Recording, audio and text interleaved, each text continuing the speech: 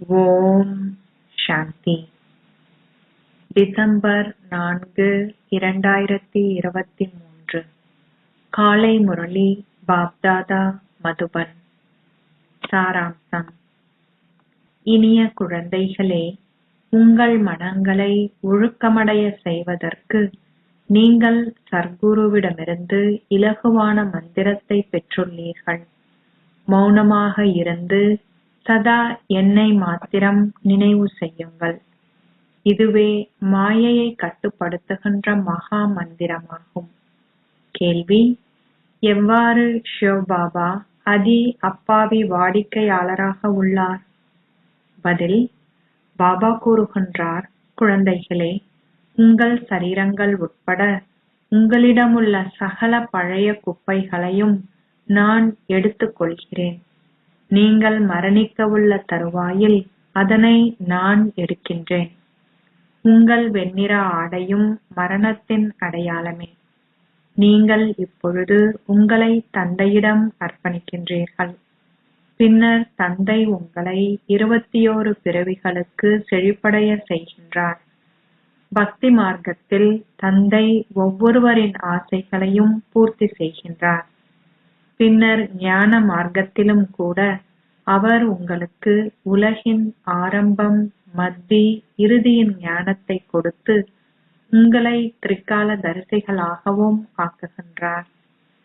பாடல்: அப்பாவி பிரபுவை போன்று தனித்துவமானவர் எவரும் இல்லை.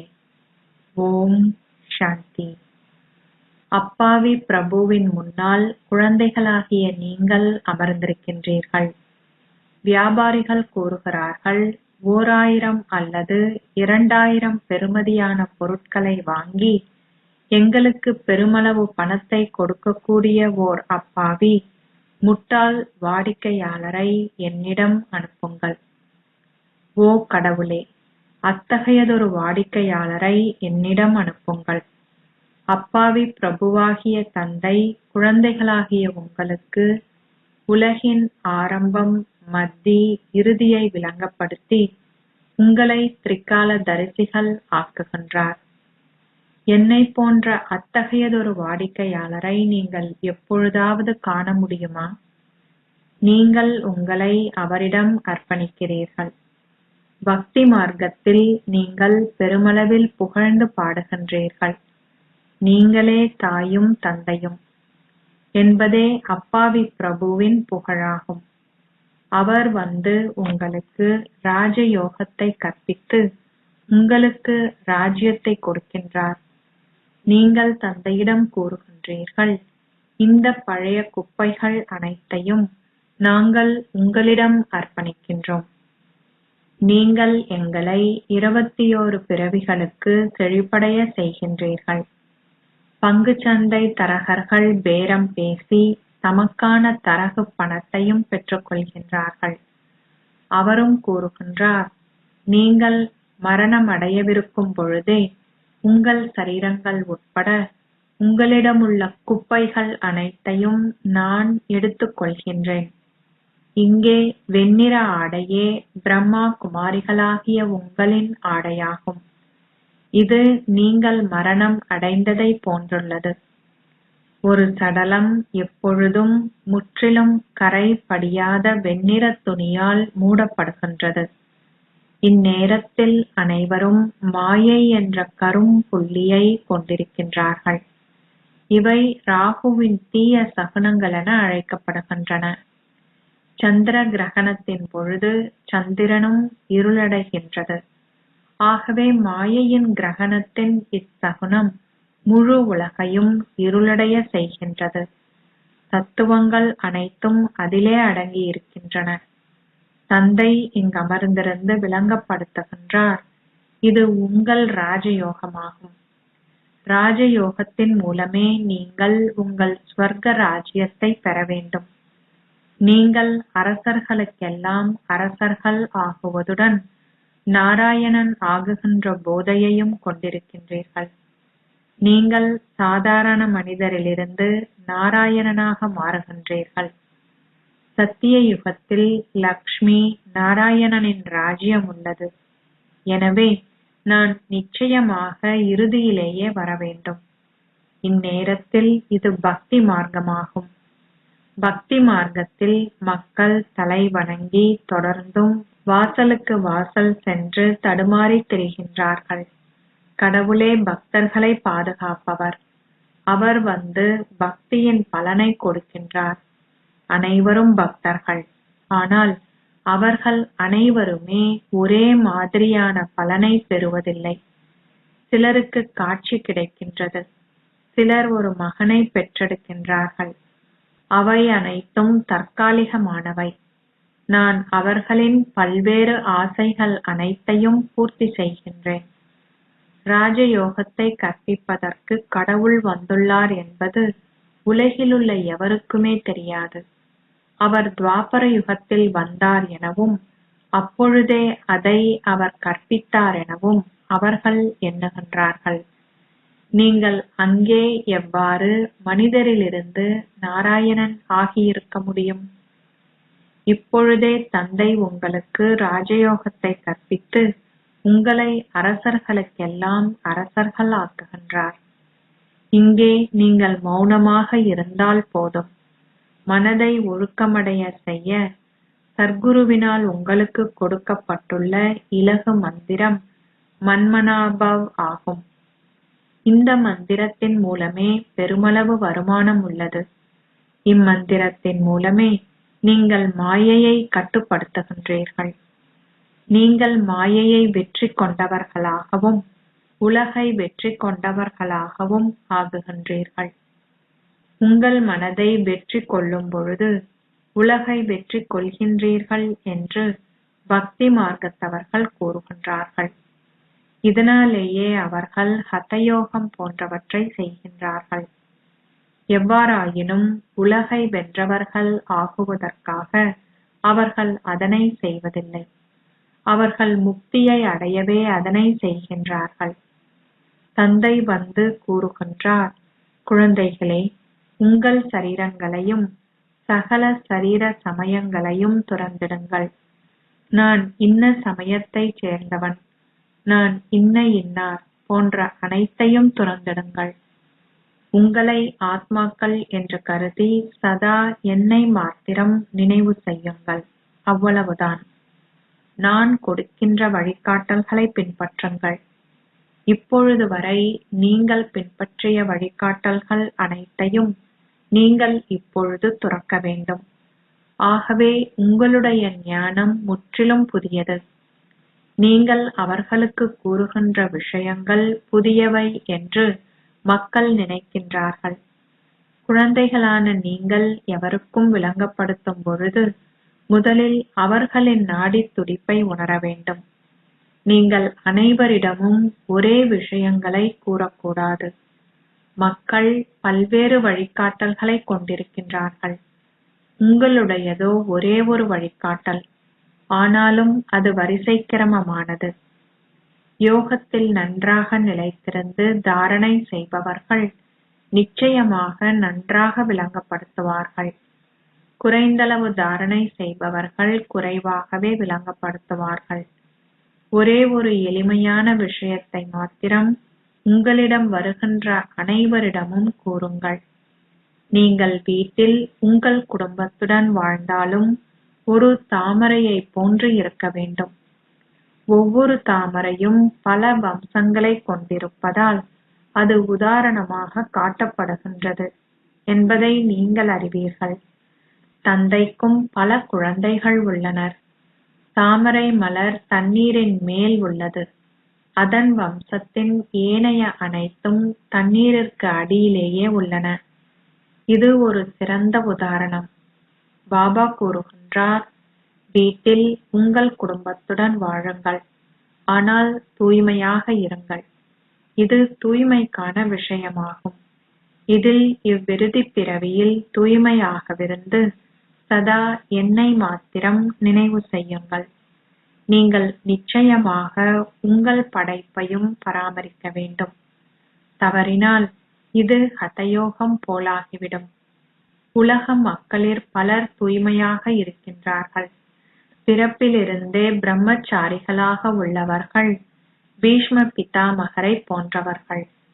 ஒரு கணவனும் மனைவியும் சேர்ந்து வாழ்ந்தாலும் தூய்மையாக இருப்பதே பிரம்மச்சாரியத்திற்கு சிறந்த உதாரணமாகும். சமய நூல்களிலும் தூய திருமணம் குறிப்பிடப்பட்டுள்ளது. ஆனால் எவருக்கும் அது தெரியாது. தந்தை இதனை விளங்கப்படுத்துகின்றார். தந்தை கூறுகின்றார், குழந்தைகளே, இப்பொழுது காமச்சிதையில் அமர்வதற்கு பதிலாக ஞானச்சிதையில் அமர்வதற்கான பந்தத்தை நீங்கள் இருவரும் ஏற்படுத்த வேண்டும். பிராமணர்களாகிய நீங்கள் அத்தகைய நல்லதொரு பணியை ஆற்றுகின்றீர்கள். நீங்கள் தூய்மையாக இருப்பதற்கான சத்தியத்தை செய்ய வேண்டும். ஒருவரையொருவர் எச்சரிப்பதன் மூலம் நீங்கள் இருவருமே ஸ்வர்க்கத்திற்கு செல்வீர்கள். இங்கே சேர்ந்து வாழும் பொழுதும் எவ்வாறு தூய்மையாக இருக்கின்றீர்கள் என்பதை நீங்கள் நடைமுறையில் செய்து காட்டுகின்றீர்கள். இவ்வாறே உங்களால் மிகவும் உயர்ந்த அந்தஸ்தை பெற முடியும். உங்கள் உதாரணம் கொடுக்கப்படும். நீங்கள் ஞானச் சிதையில் அமர்ந்து ஸ்வர்க்கத்தில் உயர்ந்த அந்தஸ்தை பெறுகிறீர்கள். இதற்கு பெருமளவு தைரியம் தேவைப்படுகின்றது. நீங்கள் மிகவும் உறுதியாக தொடர்ந்தும் முன்னேறி சென்றால் உங்களுடைய அந்தஸ்து மிக உயர்ந்ததாக இருக்கும். பின்னர் அது நீங்கள் செய்யும் சேவையிலும் தங்கியுள்ளது. பெருமளவு சேவை செய்து பிரஜைகளை உருவாக்குபவர்கள் நல்லதொரு அந்தஸ்தை பெறுவார்கள். நீங்கள் பாபா மம்மாவை விடவும் முன்னால் செல்ல வேண்டும். எவ்வாறாயினும் கிறிஸ்தவர்கள் இரு பாலாரும், அதாவது ரஷ்யர்களும் அமெரிக்கர்களும் ஒன்றிணைந்தால் அவர்களால் உலக அதிபதிகளாக முடியும் என்று பாபா கூறுவதைப் போன்றே தாயையும் தந்தையையும் விட முன்னால் செல்கின்ற அத்தகைய தம்பதியினரும் வெளிப்பட வேண்டும். எவ்வாறாயினும் அவ்வாறு எவருமே இல்லை. ஜெகதாம்பாலும் ஜெகத் பிதாவும் மட்டும் பிரபல்யமானவர்கள். அவர்கள் செய்வதைப் போன்று வேறு எவராலும் சேவை செய்ய இயலாது. அவர்கள் கருவிகள் ஆகியுள்ளார்கள். இதனாலேயே என்றுமே நீங்கள் இதில் இதய வழுவல் அடையக்கூடாது. நல்லது, மம்மா பாபாவைப் போல் ஆகாமல் விட்டாலும் நீங்கள் இரண்டாம் இலக்கத்தவர் ஆக முடியும். நீங்கள் செய்கின்ற சேவையிலேயே அனைத்தும் தங்கியுள்ளது. நீங்கள் பிரஜைகளையும் வாரிசுகளையும் உருவாக்க வேண்டும். எனவே எங்களுடைய அனைத்துமே புதியது. தந்தை புதிய உலகை படைப்பதற்காக நிச்சயமாக இங்கு வர வேண்டும். அவர் மாத்திரமே படைப்பவர். கடவுள் பெயருக்கும் ரூபத்திற்கும் அப்பாற்பட்டவர் என அம்மக்கள் கூறுகின்றார்கள். ஆனால் அவர் அவ்வாறானவர் அல்ல. அவர்களை குறை கூற முடியாது. அது அவர்களின் பாக்கியத்தில் இருந்தால் மாத்திரமே புரிந்து கொள்வார்கள். இது சரியானது என்று கருதுகின்ற பலரும் வருகிறார்கள். ஓர் ஆத்மாவிற்கு பெயரோ அல்லது ரூபமோ கிடையாது என்று சிலர் கூறுகிறார்கள். எனவே ஆத்மா என்று அழைக்கப்படுவது என்ன? ஆத்மா என்ற பெயர் உள்ளது. இது ராஜயோகம் என்று அனைவரிடமும் கூறுங்கள். பரமாத்மாவான பரம தந்தை சங்கம யுகத்தில் வருகிறார்.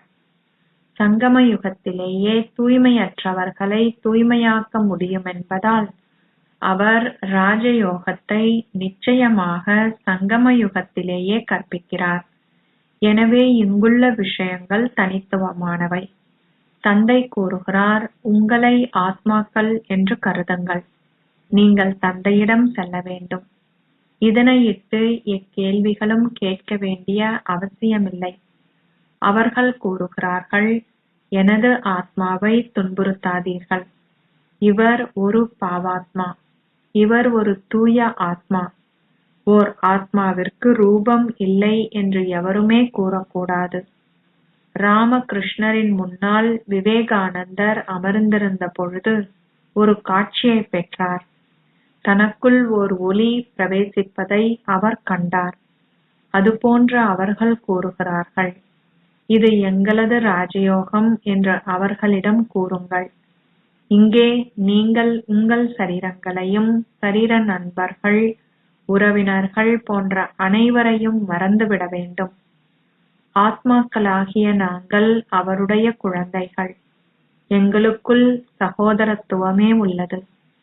அனைவருமே தந்தையாகினால் தந்தையே தந்தையிடம் பிரார்த்தனை செய்வார். நாங்கள் இப்பொழுது ராஜயோகம் கற்கிறோம்.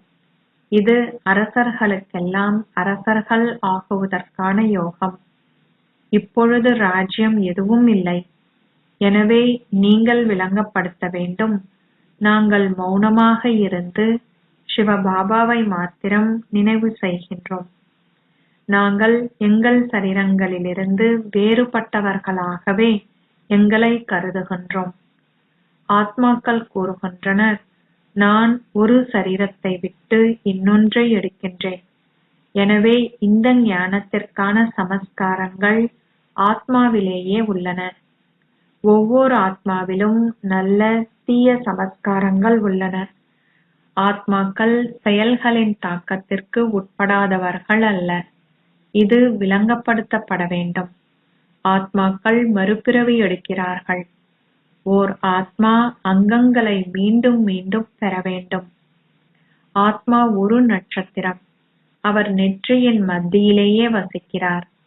அவர்களுக்கு ஓர் ஆத்மாவின் காட்சி கிடைக்கும் பொழுது ஆத்மாவின் காட்சியை அவர்களுக்கு காட்டக்கூடிய சக்தி உங்களுக்கு உள்ளது என்று அவர்கள் நம்புகின்றார்கள்.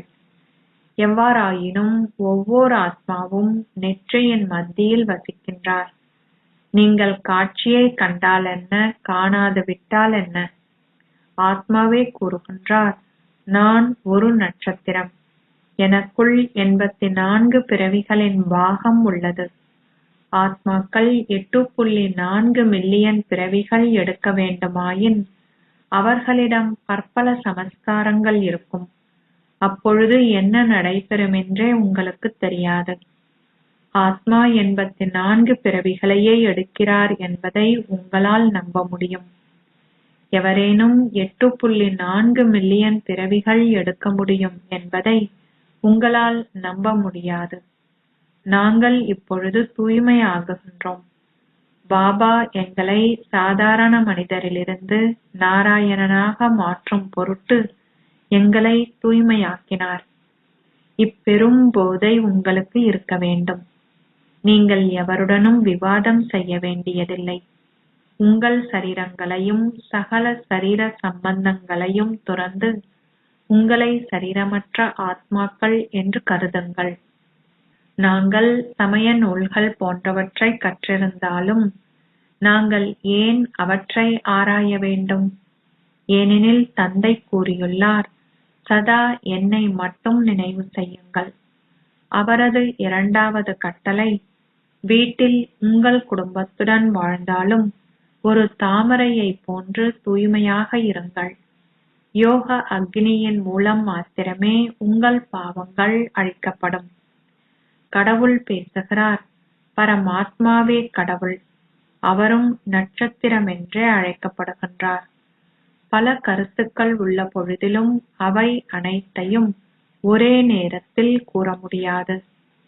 உங்கள் முன்னிலையில் உள்ளவரின் ஆளுமையை பார்த்தே அனைத்தையும் சாதுரியமாக எடுத்துக் கூற வேண்டும். அவர்களிடம் கூறுங்கள், நாங்களும் சமய நூல்களை கற்கிறோம். ஆனால் அவை அனைத்தையும் மறந்து சதா அவரை மாத்திரமே நினைவு செய்யுங்கள் என்றே தந்தையின் கட்டளை இட்டுள்ளார். அவர் அசரீரியானவர். அனைவரும் ஆத்மாக்களில் நம்பிக்கை கொண்டிருக்கிறார்கள். விவேகானந்தரில் நம்பிக்கை கொண்டவர்கள் கூட ஆத்மாக்களை நம்புவார்கள். அனைவரும் ஓர் ஆத்மாவை கொண்டிருக்கிறார்கள். எனவே நிச்சயமாக பரமாத்மாவாகிய பரம தந்தை என்று அழைக்கப்படுகின்ற தந்தையை ஆத்மாக்கள் கொண்டிருக்கிறார்கள். இவை அனைத்துமே கருத்துக்களாகும். இவற்றை கடைவதால் நீங்கள் சதா புதிய கருத்துக்களை கண்டுபிடிப்பீர்கள். நீராவி இயந்திரம் தொடர்ந்து நிரப்பப்பட வேண்டும். இவை அழியாத ஞான ரத்தினங்களின் சரக்குகள் ஆகும். கருத்துக்களை குறித்து பின்னர் அவற்றை மீட்டல் செய்யுங்கள். இவை ரத்தினங்கள். நீங்கள் அவற்றை கிரகிப்பதிலும் அவற்றைப் பற்றி எழுதுவதிலும் அதிக ஆர்வத்தை கொண்டிருக்க வேண்டும். அனைவருக்கும் மிக தெளிவாக விளங்கப்படுத்துங்கள். அனைவரிலும் ஓர் ஆத்மா உள்ளார். ஆனால் ஆத்மா ஒரு பௌதீக பெயரையோ அல்லது ரூபத்தையோ கொண்டிருப்பதில்லை. ஆத்மா ஓர் ரூபத்தை கொண்டிருப்பதால் ஏன் கடவுள் ஒரு ரூபத்தை கொண்டிருக்கக்கூடாது என நீங்கள் வினவ முடியாது. அவர் பரந்தாமத்தில் வசிக்கின்ற பரமாத்மாவாகிய பரம தந்தை என அழைக்கப்படுகின்றார். குழந்தைகளாகிய உங்களுக்கு அதிகளவு விளங்கப்படுத்தப்பட்டுள்ளது. எனவே இப்பொழுது சேவை செய்வதனால் இதை நடைமுறையில் காட்டுங்கள். நீங்கள் செய்கின்ற சேவைக்கேற்ப பாபா ஒரு பரிசை தருகிறார்.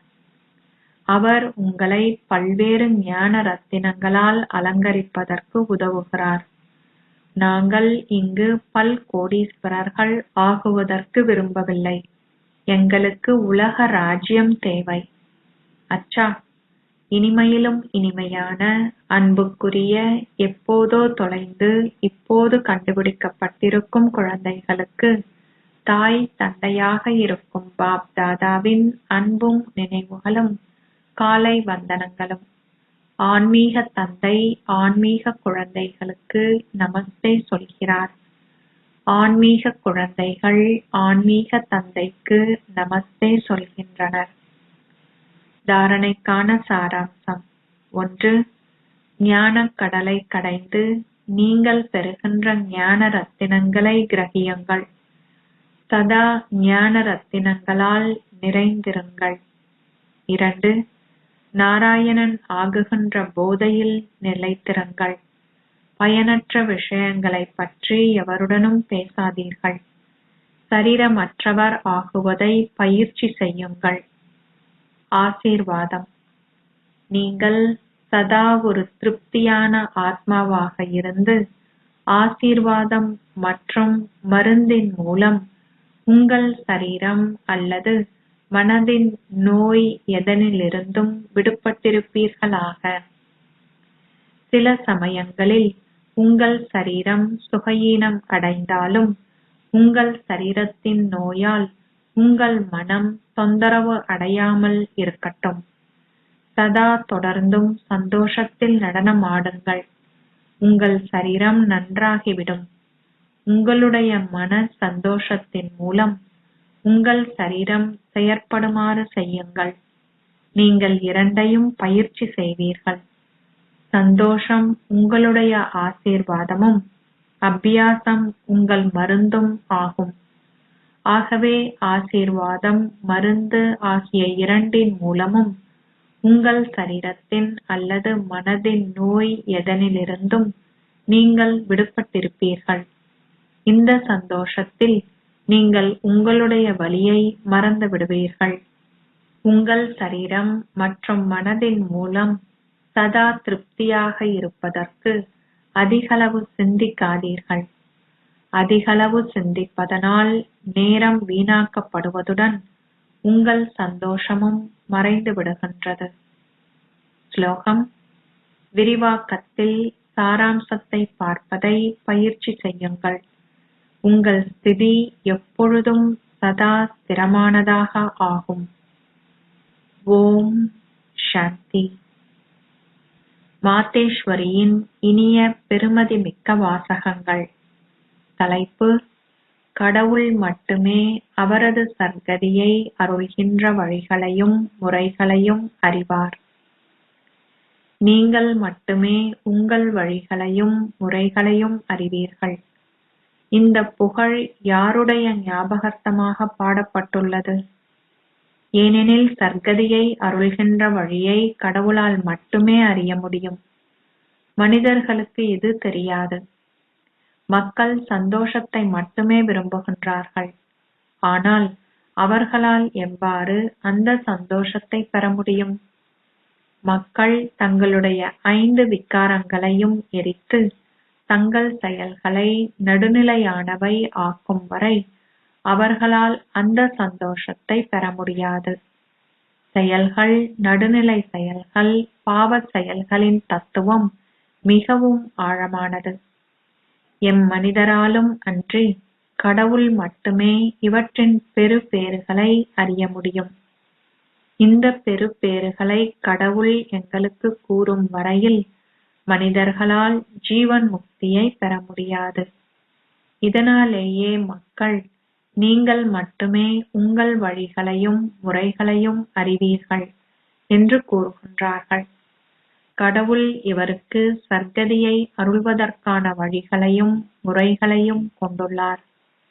எங்களுக்கு எவ்வாறு செயல்களை நடுநிலையானவை ஆக்குவது என்ற கற்பித்தல்களை கொடுப்பது கடவுளின் கடமை மாத்திரமே. மனிதர்களிடம் இந்த ஞானமில்லை. இது ஏனெனில் அவர்கள் தொடர்ந்தும் தவறான செயல்களை செய்கின்றார்கள். தங்கள் செயல்களை சீர்திருத்துவதே மனிதர்களின் முதற் கடமையாகும். அப்பொழுது மாத்திரமே அவர்களால் மனித வாழ்வின் முழு நன்மையையும் பெற இயலும். அச்சா. ஓம் சாந்தி.